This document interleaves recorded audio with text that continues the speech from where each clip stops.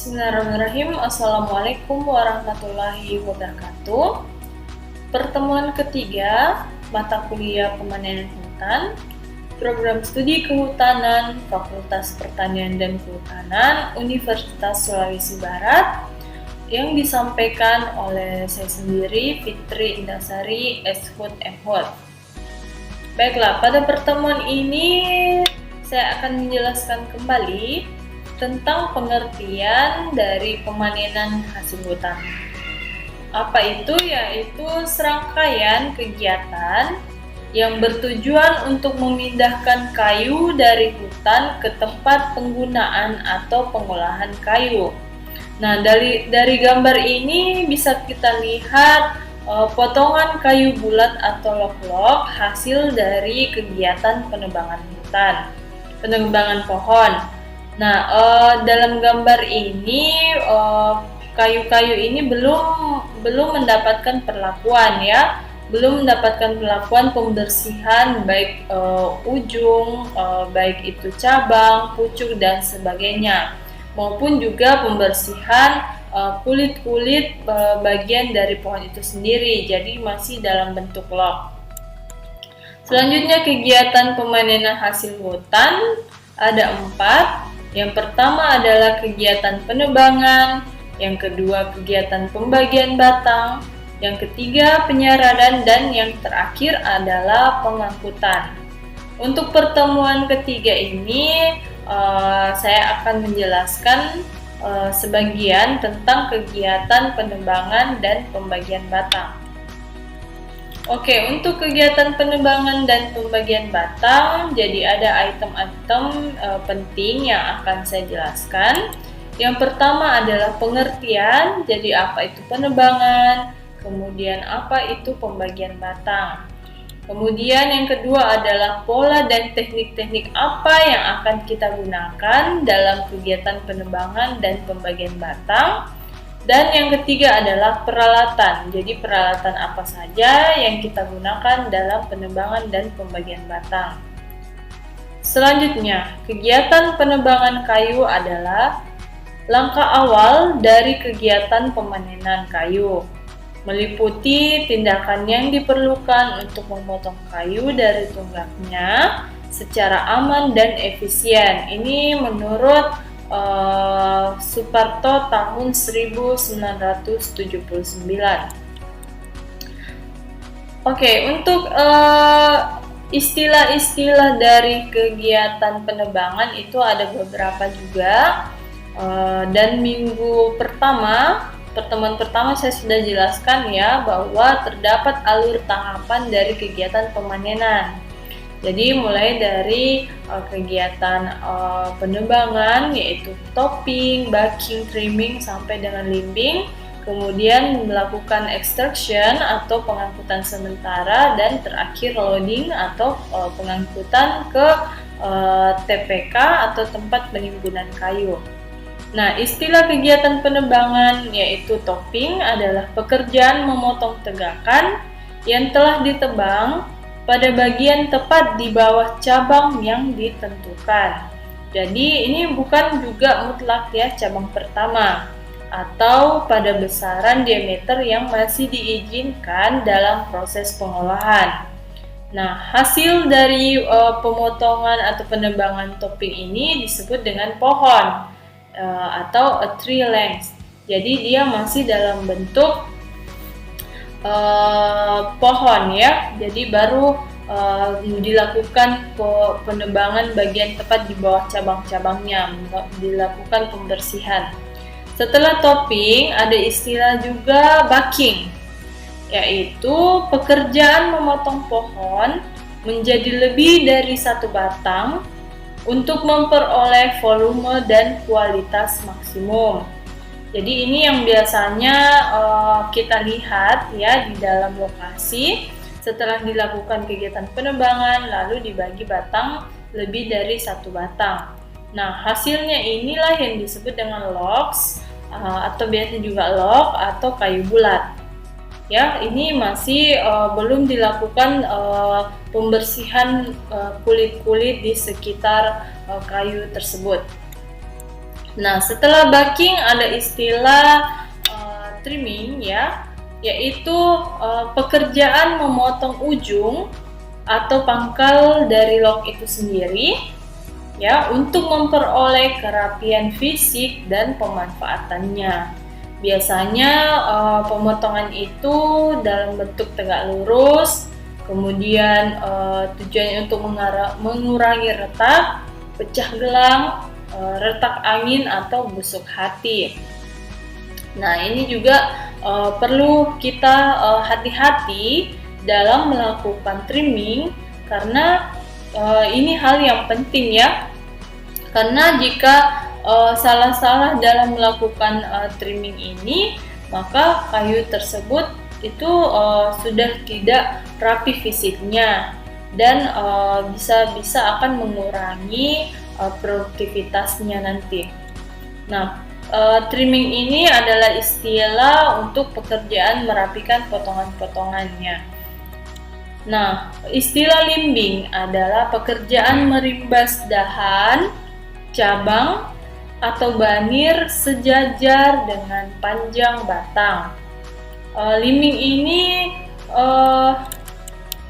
adalah pembersihan dahan-dahannya, cabang, banir yang sejajar dengan panjang batang. Nah, di Indonesia itu kegiatan limbing itu hampir tidak dilakukan ya. Umumnya dalam hasil panenan hutan tanam pinus ini dilakukan limbing. Selanjutnya, tujuan dari penebangan itu sendiri adalah untuk mendapatkan bahan baku untuk keperluan industri perkayuan dalam jumlah yang cukup dan berkualitas baik. Nah, apa itu bahan baku? Yaitu kayu hasil penebangannya. Selanjutnya, kendala-kendala dalam kegiatan penebangan juga biasanya dirasakan ya. Yang pertama, kondisi medan. Nah, kondisi medan ini berpengaruh terhadap informasi dan data-data tentang lokasi dan aksesibilitas sebelumnya, yaitu dalam kegiatan perencanaan sebelum kegiatan pemanahan hutan. Nah, biasanya untuk kondisi medan ini juga sangat penting, harus diperhatikan karena ini akan berpengaruh terhadap waktu dan biaya-biaya yang kurang dari efisien dan biaya besar yang harus dikeluarkan. Kemudian kerapatan tegakan. Nah, ini juga penting karena biasanya dalam suatu budidaya atau HTI itu biasanya tegakan itu hampir rapat ya, jaraknya itu memang sangat berdekatan.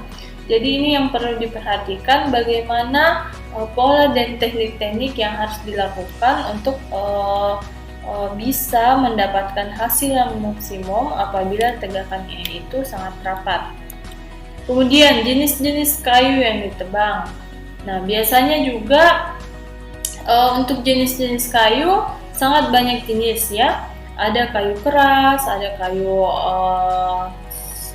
tidak terlalu keras, ada juga kayu lembek. Nah, untuk kayu keras sendiri ya pasti ada teknik-teknik khusus bagaimana supaya kayu tersebut bisa ditebang, dan alat-alatnya apa saja yang digunakan. Pasti akan berbeda untuk kayu jenis lunak jika ingin dilakukan kegiatan penebangan. Kemudian besaran diameternya ini juga berpengaruh ya.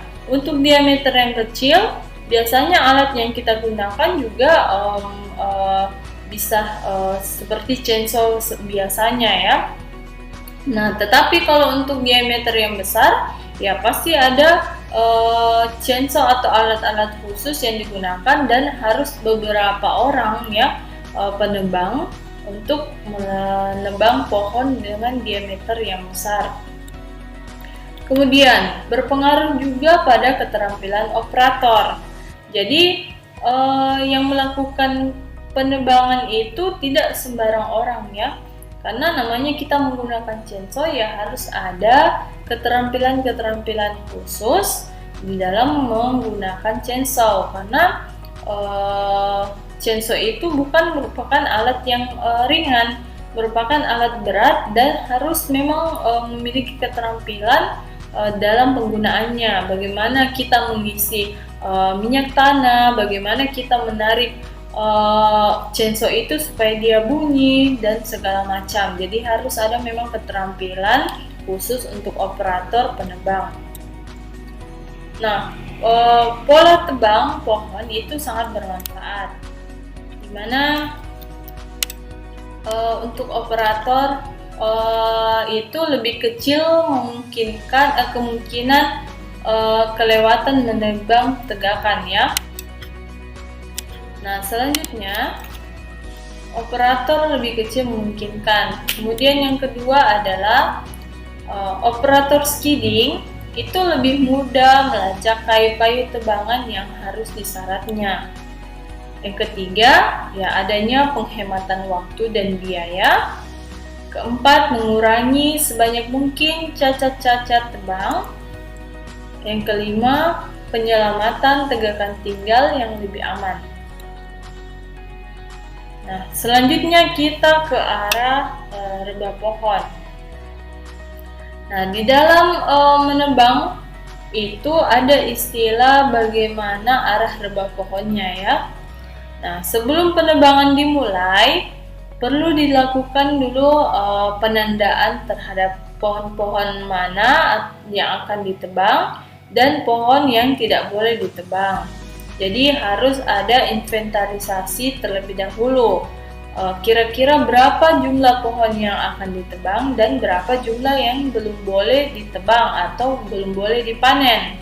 Nah, inilah sangat pentingnya informasi dan data tentang peta persebaran atau peta pohon ya, peta persebaran pohon atau peta pohonnya. Karena untuk menentukan jumlah pohon yang akan dipanen. Karena terkadang juga di dalam suatu lokasi itu tidak semua yang sudah bisa ditebang atau sudah bisa dipanen. Nah, ini adalah gambar ketika penebang ingin menebang satu pohon. Jadi dia berpikir, apakah pohon ini sudah layak tebang atau belum? Ataukah sudah bisa ditebang atau belum bisa ditebang? Nah, tanda merah di sini artinya bahwa pohon itu sudah bisa ditebang. Nah, jika misalnya tanda itu warna hijau, berarti dia belum boleh ditebang. Nah, selanjutnya mungkin tapi jangan sampai misalnya berlubang, ya. Kemudian memotong secara vertikal untuk menentukan besarnya. Nah, kemudian misalnya lubang yang terlalu besar, bagaimana akibat-akibatnya itu ada semua. Misalnya memotong secara vertikal untuk menentukan besarnya. Nah, pertimbangan untuk memilih arah rebah yang pertama adalah kita harus memperhatikan keselamatan, ya, keselamatan tenaga kerja. Kemudian yang kedua, memperhatikan kemiringan pohon secara alami. Yang ketiga, untuk memudahkan kegiatan penyeradan ya atau pengangkutan sementara. Nah, ini dampak pada pohon inti atau pohon yang dilindungi itu berdekatan. Dampak pada daerah penyangga, mengurangi resiko patahnya log, tempat terbuka di hutan yang sudah ada. Nah, kalau misalnya dia belum boleh dipanen atau sudah boleh dipanen tetapi terdapat lubang yang terlalu besar misalnya ya. Nah, itu penyebabnya adalah adanya indikasi cacat yang tampak. Kemudian biasanya kita memukul pohon itu kalau misalnya berbunyi kosong apabila dipukul dengan parang, nah itu biasanya terdapat lubang atau cacat di dalam. Kemudian nomor pohonnya itu tidak ada pada daftar penebangan, berarti itu tidak komersial ya. Kemudian lubang terlalu dalam setelah pemotongan vertikal dan akan jatuh di luar jangkauan traktor. Selanjutnya, ini adalah proses penebangan. Nah, sebelum dilakukan kegiatan penebangan, yang harus kita lakukan juga adalah pembersihan di sekitar pohon-pohon yang akan ditebang. Nah, apa pentingnya melakukan pembersihan sekitar pohon yang akan ditebang itu? Ya, ini agar supaya bisa memudahkan penebang menebang pohon dan memudahkan arah rebah pohon itu jatuh ke tempat yang telah ditentukan. Selanjutnya, terdapat beberapa hal yang perlu diperhatikan dalam menentukan arah rebah pohon. Yang pertama, kondisi pohonnya. Jadi bagaimana kira-kira kondisi pohonnya, apakah kondisi pohonnya itu sehat, kemudian apakah memang terdapat cacat tetapi memang harus ditebang dan segala macam. Kemudian kondisi lapangan di sekitar pohon. Jadi harus dilakukan pembersihan seperti gambar yang sebelumnya. Itu perlu diperhatikan. Apakah misalnya di sekitar pohonnya itu banyak pemukiman misalnya ya, atau terlalu dekat pemukiman sementara ya di dalam hutan, atau misalnya ada sungai atau ada jurang ya, pada saat dilakukan penebangan itu harus diperhatikan semuanya. Kemudian yang ketiga adalah keadaan cuaca pada saat penebangan. Jadi untuk waktu kegiatan penebangan juga harus dilihat ya kondisi iklim. Jangan sampai pada saat musim hujan kita melakukan kegiatan penebangan, karena itu akan memakan waktu yang lebih lama dan juga biaya yang akan lebih besar dibandingkan dengan kondisi yang memang betul-betul bagus untuk dilakukan kegiatan penebangan. Nah, selanjutnya beberapa ketentuan arah rebah adalah sebagai berikut. Yang pertama, sedapat mungkin menghindari arah rebah yang banyak dijumpai rintangan. Jadi misalnya saja batu-batuan, kemudian tunggak, pohon roboh dan parit. Kemudian yang kedua adalah jika pohon terletak di lereng atau tebing, maka arah rebahnya itu diarahkan ke puncak lereng. Yang ketiga adalah diusahakan menuju tempat yang tegakan tinggalnya itu relatif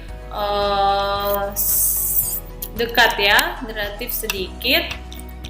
Kemudian yang keempat, arah rebah diupayakan disesuaikan dengan arah penyeradan kayu atau ke arah yang memudahkan penyeradan kayu.